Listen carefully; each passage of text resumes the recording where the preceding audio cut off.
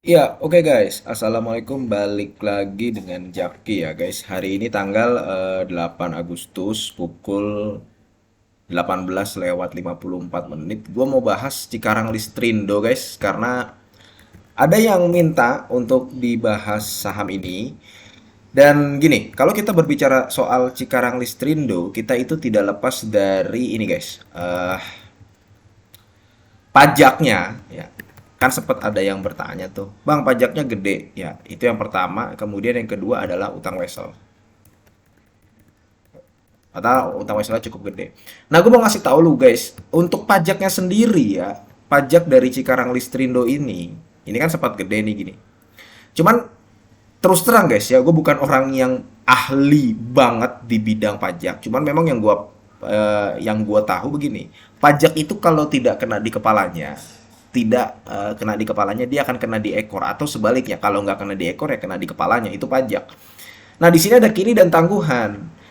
Jadi kalau kita nggak mau pusing ya sebagai investor, kita ngelihat di sini aja nih, pajak laba sebelum pajak penghasilan, karena itu lebih reliable itu guys. Lebih lebih enak lah dilihatnya. Kalau pajak gini ya, terkadang Cikarang Listrindo itu ya, dia bisa dapat manfaat nih. Jadi pajaknya bukan jadi pengurang IPS, tapi terkadang Cikarang Listrindo itu ya bisa loh untuk menambah IPS. Contohnya apa? Yang waktu di tahun 2023 semester 1. Jadi biasanya kalau kayak begini-begini memang ada kelebihan bayar atau kekurangan bayar di tahun-tahun sebelumnya. Biasanya begitu, atau nanti di tahun setelahnya. Cuman intinya begini guys, untuk ini tidak perlu dipusingkan guys ya. Memang mengurangi PS, tapi si perusahaan nggak benar-benar keluar uangnya dari kas gitu loh guys. Yang keluar ya ini aja nih, yang kini ini. Nah, ini nih guys. Dan manajemen Cikarang Listrindo pun sudah memperhitungkan untuk pajak tersebut ya. Itu jadi untuk pajak itu bukan hal yang perlu dikhawatirkan. Utang wesel si Cikarang Listrindo itu kan cukup gede. Sekarang tapi udah di bawah 500 juta US dollar. Ini juga bukan hal yang perlu dikhawatirkan. Karena sebenarnya Cikarang Listrindo ini ya, sebelum IPO juga pernah melakukan hal ini. Pernah juga gitu loh. Dan lebih besar bunganya daripada yang sekarang. Sekarang kan bunganya kalau gua nggak salah 4,9. 4,9 kan. Itu kecil gitu loh dibanding dengan yang dulu-dulu. Dan itu sudah bisa diselesaikan. Ini jatuh tempo tahun 2026. Ini pun sebenarnya gue yakin bisa dengan mudah diselesaikan oleh si Cikarang Listrindo ini gitu loh. Karena dia punya aset lancar ya. Itu ada di angka 561 juta dolar. 600 561 juta dolar itu hampir 10 triliun. Ya, 8 triliun atau 7 triliun lah. Itu aset lancarnya doang. Ya guys ya. Jadi sebenarnya Cikarang Listrino ini banyak duitnya. Aset lancarnya itu ada di angka 561 juta dolar. Yang kebanyakan ya, bukan kebanyakan sih. Ada sekitar 150 juta US dollar itu ditempatkan di deposito. Berarti kan dia dapat pendapatan yang cukup besar juga nih guys nih. Nah, ini nih di sini. Pendapatan bunga sendiri 10 juta dolar. Nah, jadi itu juga bukan hal yang harus dikhawatirkan untuk pajak sama utang weselnya ya. Kemudian ada yang ketiga. Yang ketiga dividen. Dividen ini rutin ya. Nah, lu bisa lihat nih guys. Dividen yield dari Cikarang Listrindo sejak tahun 2016 dari dia IPO, yieldnya itu ada di angka 8%, 9%, 10%, 10% ya, sampai terakhir di tahun 2023 itu 11%. Jadi ini bisa dikategorikan sebagai perusahaan untuk parkir duit ya, daripada lu naruhnya di bank karena dividen yieldnya lebih gede gitu loh. Nah, cuman gini guys, yang perlu dikhawatirkan dari Cikarang Listrindo ini adalah tadinya ya pendapatan dari PLN itu ada di angka 100 juta US dollar dalam 1 tahun. Ya, 100 juta US dollar. Artinya kan sekitar 1,6 triliunan lah kalau menggunakan kurs sekarang. Cuman di tahun 2000, setelah tahun 2021 ya, 2021, 2022 hingga 2023, pendapatan dari PLN-nya berkurang. 89 juta US dollar ya. Kemudian jadi 73, jadi 73 nih. Ya sekarang udah naik sih di tahun 2023 ya. Kalau di tahun 2024, nah mulai naik lagi nih. Nah, cuman belum sebanyak tahun 2021. Waktu itu tahun 2021 ya, totalnya penjualannya adalah 514 juta US dollar. Tahun 2022 550. Nah, itu lebih ke situ yang perlu dicek gitulah. Kenapa PLN setruman ngambil dari si POWR-nya udah nggak terlalu banyak. Kalau pelanggan industrinya nggak usah dipermasalahin ya guys ya. Dia bertumbuh gitu loh guys.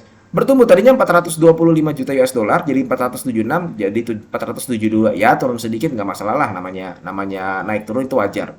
Jadi sebenarnya ini nih yang dari PLN ini yang lama-lama turun. Mudah-mudahan sih bisa naik lagi sehingga berpengaruh terhadap pendapatan dan laba bersih dari POWR.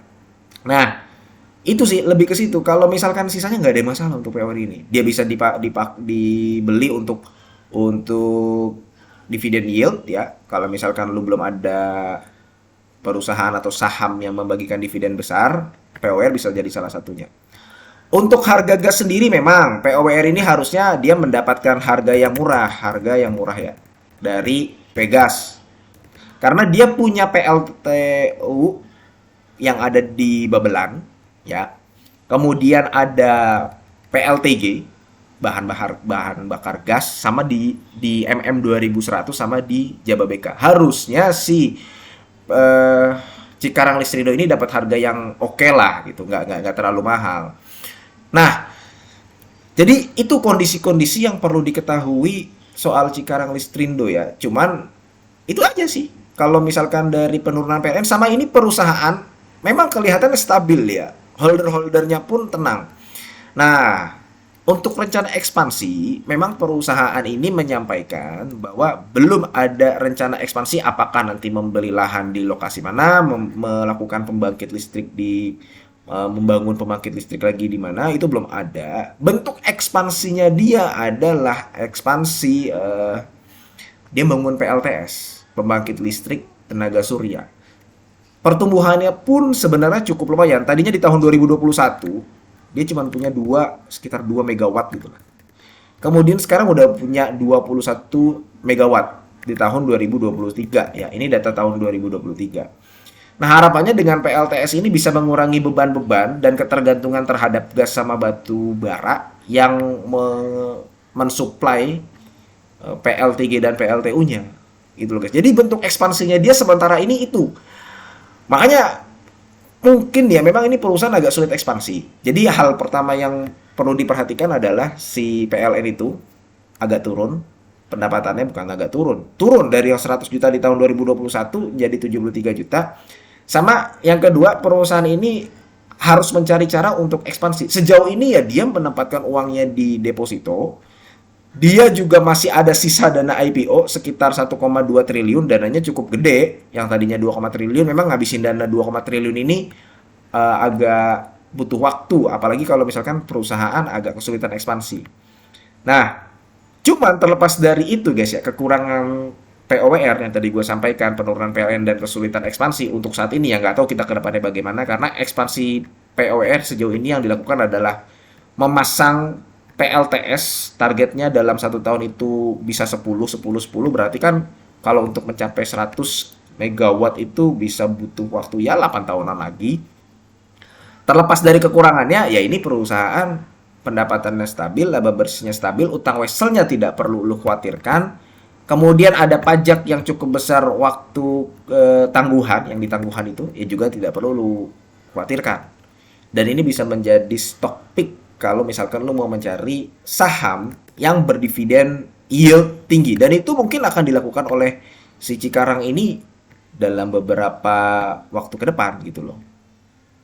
Karena ya itu, meskipun dia punya utang, dia pernah menyelesaikan hutangnya dan dividennya tidak terganggu. Oke guys, mudah-mudahan video ini bermanfaat dan semoga lu sehat selalu sehingga kita bisa bertemu kembali di video-video selanjutnya. Ini bukan ajakan jual beli ya guys ya. Gua akhiri wassalamualaikum warahmatullahi wabarakatuh.